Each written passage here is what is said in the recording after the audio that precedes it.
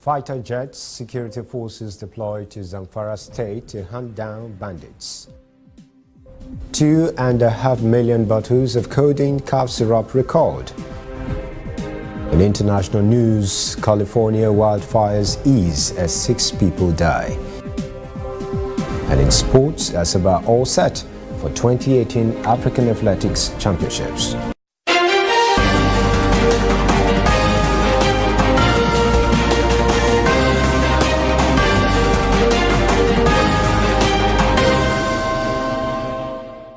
This is ANN News.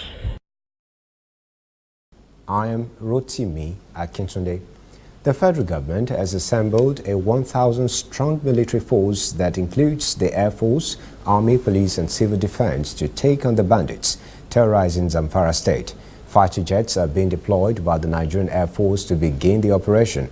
They have also said to have been authorized to include the use of advanced surveillance technology to ensure accurate pinpoints of the direction and location of the bandits. Chief of Air Staff Air Marshal Sadiq Abubakar said after a meeting with Zamfara State Deputy Governor that security is key, especially since that was the president's main campaign promise. The presidency has urged Nigerians to unite on the security of the country. It says politicians should stop exploiting national security challenges for their own political gain.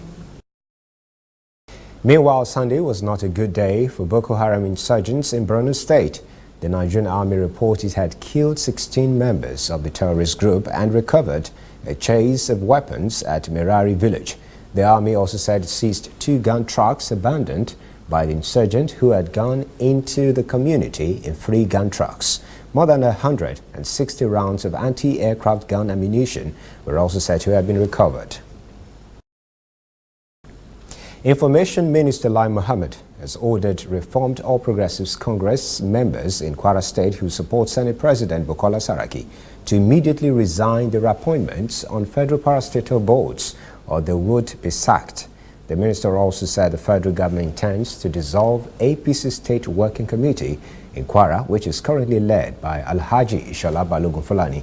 Lai Mohammed says new congresses for the wards, local government and state levels will be conducted. Fulani immediately reacted on Sunday that he is the authentic state chairman of the party and that the executive committee in the state was elected for a 4-year term. The minister said APC national leadership has been directed to compile the list of affected federal appointees loyal to Saraki. He also said the national party chairman Adams Oshomole has adopted the dissolution of the state working committee in Kwara State. Deputy Senate President Ike Ekweremadu will visit the headquarters of the Economic and Financial Crimes Commission on Tuesday. Detectives want to question him on his assets. This would be the second time in a week he has been invited. Ekweremadu was said to have requested an extension to last week's invitation. EFCC investigators wants to ask the Deputy Senate President some questions on some assets that are linked to him, but which are alleged to have been acquired with suspicious funds. Some of the assets are said to be in the United Arab Emirates, the United Kingdom, and the United States. It has also been alleged that Ekweremadu omitted those properties on his asset declaration form. EFCC has been investigating for about 9 months now. A new war is being waged on codeine abuse. The Federal Ministry of Health is recalling more than 2 million bottles of cough syrups that contain codeine. This follows a recent audit of the substance by the National Agency for Food and Drug Administration and Control (NAFDAC). Minister of Health Professor Isaac Adewale says the recall follows the recommendation of a stakeholders committee that looked into the menace of codeine abuse in the country. The committee, drawn from across the health sector, were to monitor and sanitize drug distribution channels. Following a television news documentary that exposed the extent of abuse and collusion of some drug companies to make codeine readily available to anyone who shows up with cash, the federal government banned the production and importation of the substance in May. Health Minister Adewale has directed Pharmaceutical Council of Nigeria and NAFDAC to supervise the recall exercise.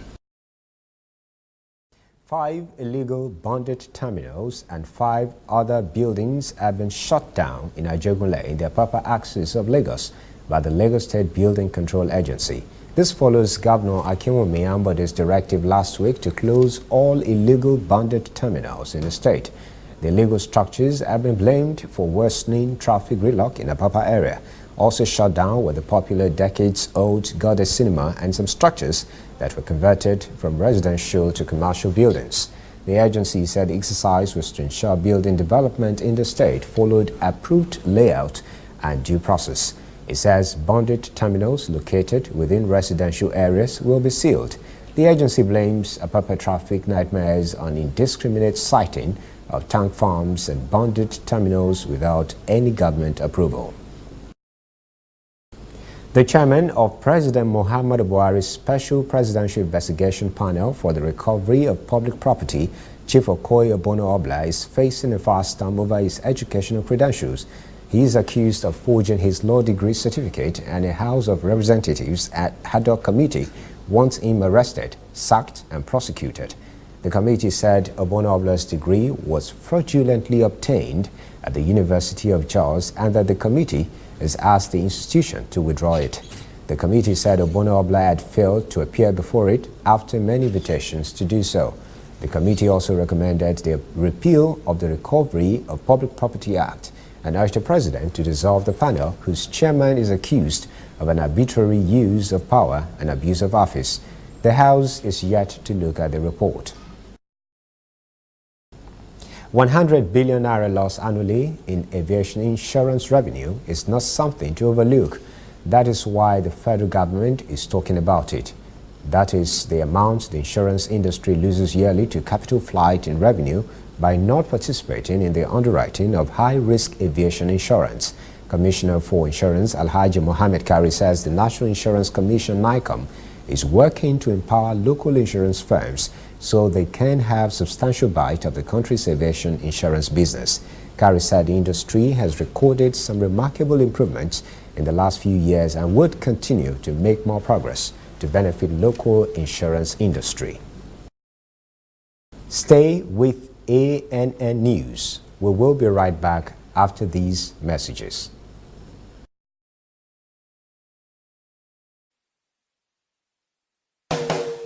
If you know fit go internet or follow for Twitter, you know fit snap photo send or get it photo send. Now because you dey use Palasa, your phone no dey answer.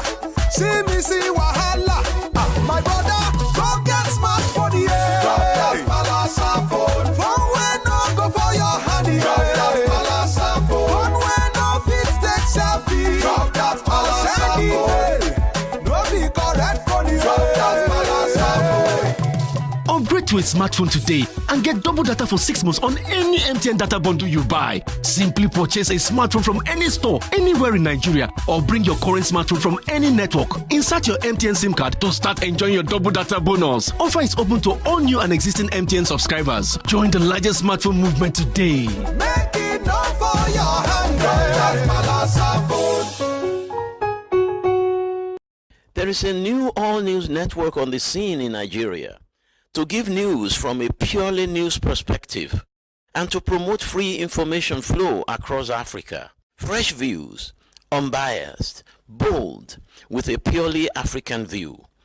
African News Network, ANN, in a truly African spirit. Welcome back. This is ANN News. Now, a quick trip across Africa. More than 160 inmates have escaped from prison in Cameroon's northwest region following an attack on the facility. State media are reporting a two-pronged attack on the prison allegedly carried out by armed men suspected to be separatists. Operations are underway to find the escapees, some of whom have voluntarily returned. This is the first time such a large number of prisoners managed to escape since the outbreak of the Anglophone crisis in 2016. Mauritius Minister of Gender Equality, Rubina Jado, has resigned. She was accused of having links with drug trafficking. The findings of a commission of inquiry accused the minister of meeting jailed drug traffickers who were not her clients and also of complicity in money laundering. Jado Jambukas is a member of the militant socialist movement. She would have to be cleared by the courts before she would be able to return to a ministerial position. Zimbabweans are at the polls on Monday in the first election since the removal of former President Robert Mugabe. They hope this watershed movement will rid the country of its pariah status and spark a recovery in its failed economy. The election pits 75-year-old President Emmerson Mnangagwa, a longtime Mugabe ally, against 40-year-old Nelson Chamisa, a lawyer and pastor vying to become Zimbabwe's youngest head of state. Voting started early Monday morning. Opinion polls give former intelligence chief Mnangagwa only a slim lead over Chamisa. There will be a runoff in September if no candidate wins more than half the votes. UN experts say deliveries of Russian weapons to Central African Republic security forces this year have pushed rebel groups to expand their own stockpiles as they consolidate control over large parts of the country. Central African Republic has been battered by violence for 5 years now, since mainly Muslim Seleka rebels ousted then-President Francois Bozize, prompting reprisals from mostly Christian militias. Despite the election of a president in 2016 and the deployment of thousands of UN peacekeepers, most of the country remains beyond the control of the Bangui government. Morocco's King Mohammed VI has called on the government to do more to address the country's social and economic problems as the North African country struggles with social disparities. He spoke from the northwestern Rif region in the city of Al-Osima. Popular protest over poverty and neglect erupted there in 2016 after a fishmonger was crushed to death inside a rubbish truck while trying to recover fish confiscated by police. The king says he attaches special importance to and take a keen interest in social affairs, both as a king and as a person. He says billions of Moroccan currency allocated to social development plans could better yield results if there were proper coordination and better targeting of those in need. The United States of America has warned Congolese President Joseph Kabila over his failure to publicly state that he will not run for re-election in December. Kabila has addressed the nation many times but has declined to say whether he would defy term limits to stand for re-election, which would hold in 5 months. He is accused of obstructing the electoral process and is not eligible under Congolese law to seek another term. Kabila is barred from the constitution to enable him to seek a third term. UN Security Council envoys are planning to visit Congo in October. Senegal's jailed opposition leader Khalifa Sall, who is also the former mayor of Senegal's capital Dakar, has vowed to run for president next year. Sall is serving a 5-year jail term for embezzling $3 million and falsifying documents. He has denied the charges and is set to appeal. Senegal is one of Africa's most stable democracies. The country has recorded a peaceful presidential poll in 2012. Opposition politicians say there is a growing intolerance for dissent and corruption, including the country's oil and gas sector. Thousands have gathered in Addis Ababa to pay their respect to the project manager of a controversial dam built by Ethiopia along the Nile River. 53-year-old Semegnu Bekele was found dead in his car over the weekend. Police said a gunshot took the life of Bekele. Investigation is underway and no arrest has been made. A state funeral was held on Sunday.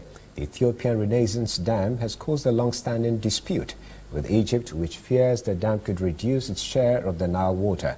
Addis Ababa wants to raise power generation to 17,000 megawatts from the current 4,000. South Africa and Egypt were among the countries able to witness the longest lunar eclipse of this century. Johannesburg residents witnessed an uninterrupted view of a blood moon, so called because of its red color. In Egypt, a group of enthusiasts escaped the city's bright light for the desert to view the eclipse.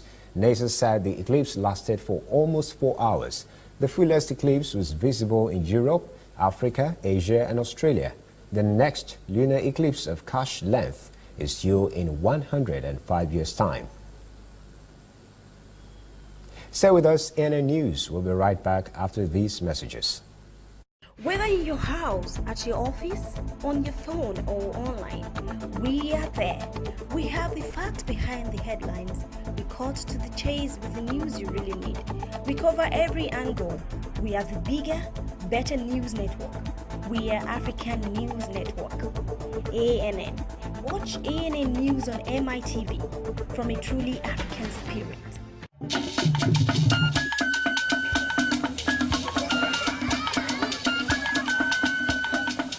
Are you sure you want to do this?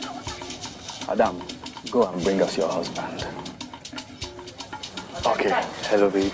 We're in this together, okay? Can you hear me? Keep coming forward. Wait, stop. You okay, lean to your right. Keep walking down, keep walking to the left. Yes, you're almost here. Keep going. You are here. Wow, you did it. I'm just so glad I didn't have to use my cane to do this. And I am so glad no other man got you before me. Let me be your eyes. We will never stop working to give you a network you can rely on so you can enjoy life's special moments. MTN, everywhere you go. Welcome back. This is NN News. On the international scene, the deadly Northern California wildfire that has forced tens of thousands of people to flee their homes slowed down Sunday after days of explosive growth. 6 fatalities were discovered. Officials said there were more than 150 engines from out of state to help in the battle against the fast-moving fires. A second firefighter was reported to have died as well. At a press conference, authorities said the 6th victim of the blaze was found at a home that was consumed by the flames. The Sheriff's Department says it is also investigating reports of another 11 missing people. The fires that started in Carr, California a week ago was caused by a vehicle problem. Meanwhile, Greece is dealing with its own disasters from the wildfires there, the death toll from which has risen to 91. 25 persons were still missing on Sunday, 6 days after Europe's deadliest forest fires in more than a century. Hundreds of mourners attended a Sunday morning memorial service for the victims in the seaside village that was the hardest hit by the blaze. The death toll from a strong earthquake that struck Indonesia's popular tourist island of Lombok has risen to 14, with more than 160 injured. The quake damaged more than 1,000 houses and was felt in nearby Bali, where no damage or casualties were reported. The U.S. Geological Survey says the magnitude 6.4 quake struck at a depth of 7 kilometers. An official from Indonesia's Disaster Mitigation Agency says East Lombok District was the hardest hit with 10 deaths, including a Malaysian tourist. It says at least 162 persons have been injured, including 67 hospitalized with serious injuries. U.S. President Donald Trump is at it again. He has said on Sunday he would allow the federal government to shut down if Democrats do not fund his border wall and back immigration law changes. Trump is betting that maintaining a hard line will favor Republicans in November congressional elections. However, a disruption in federal government operations could backfire on Trump if voters blame Republicans who control Congress for the interruption in services. Americans are divided along party lines on immigration. The Republican president has threatened a shutdown several times since taking office last year. He's asking for $25 billion to build a border wall. The U.S. Senate Majority Leader Mitch McConnell said last week that Russian President Vladimir Putin will not be invited to the U.S. Capitol.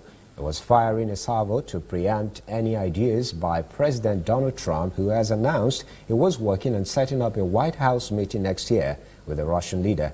McConnell said he and the House Speaker, Paul Ryan, have made it clear that Putin would not be welcome at the Capitol. Speaker Ryan said away from McConnell that the House will certainly not invite him to address a joint session of Congress. This vocal opposition from Republican leadership points to another rift between congressional Republicans and the White House when it comes to Russia. McConnell has warned Russia not to interfere in the upcoming U.S. midterm congressional elections in November.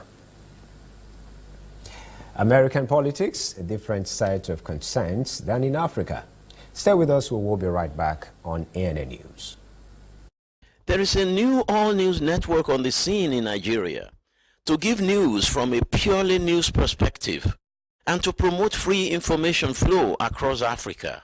Fresh views, unbiased, bold, with a purely African view. African News Network, ANN, in a truly African spirit.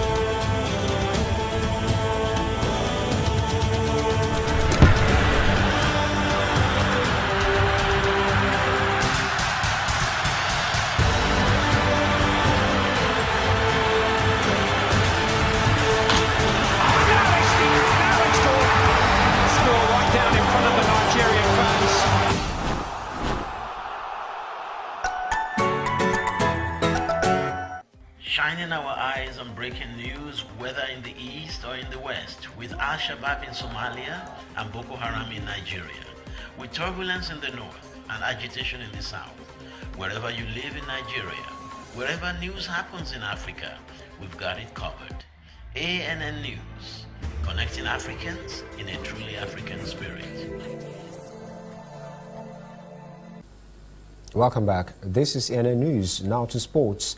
The Brixton body snatcher Dylan White floored the former WBO champion Joseph Parker twice on Saturday and got a unanimous decision.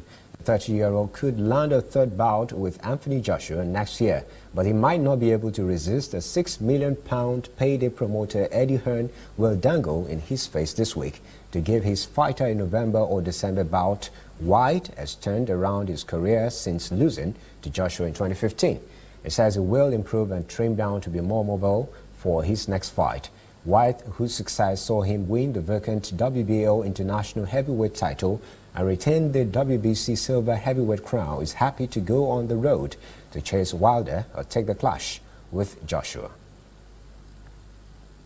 Just about all participating countries in the African Athletics Championships in Asaba, Delta State, have arrived in Nigeria, and the city is ready for them.